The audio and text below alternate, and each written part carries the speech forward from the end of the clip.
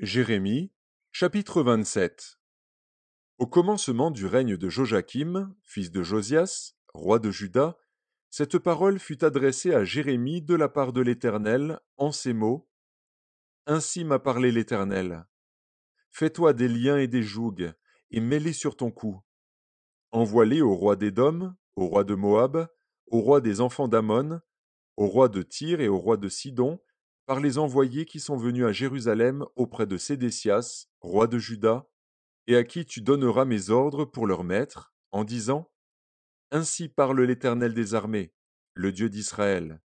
Voici ce que vous direz à vos maîtres. C'est moi qui ai fait la terre, les hommes et les animaux qui sont sur la terre, par ma grande puissance et par mon bras étendu, et je donne la terre à qui cela me plaît. Maintenant je livre tous ces pays entre les mains de Nebuchadnezzar, roi de Babylone, mon serviteur. Je lui donne aussi les animaux des champs, pour qu'ils lui soient assujettis.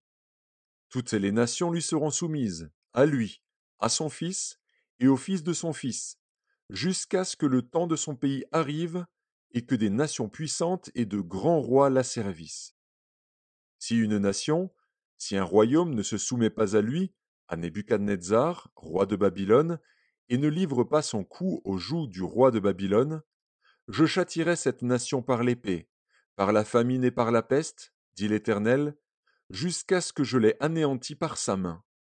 Et vous, n'écoutez pas vos prophètes, vos devins, vos songeurs, vos astrologues, vos magiciens qui vous disent Vous ne serez point asservis au roi de Babylone.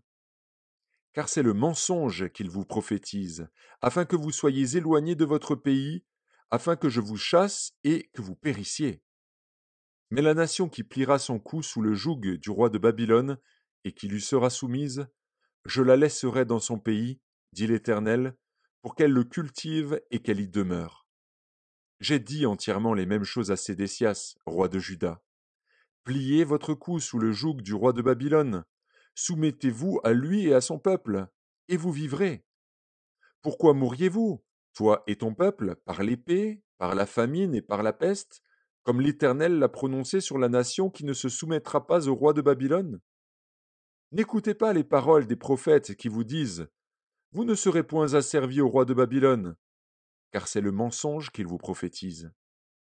Je ne les ai point envoyés, dit l'Éternel, et ils prophétisent le mensonge en mon nom, afin que je vous chasse et que vous périssiez, vous et les prophètes qui vous prophétisent.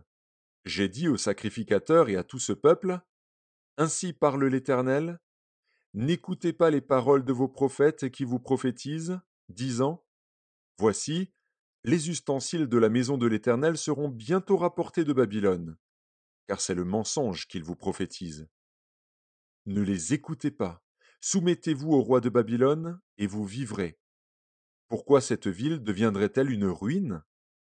S'ils sont prophètes et si la parole de l'Éternel est avec eux, qu'ils intercèdent auprès de l'Éternel des armées pour que les ustensiles qui restent dans la maison de l'Éternel, dans la maison du roi de Juda et dans Jérusalem, ne s'en aillent point à Babylone.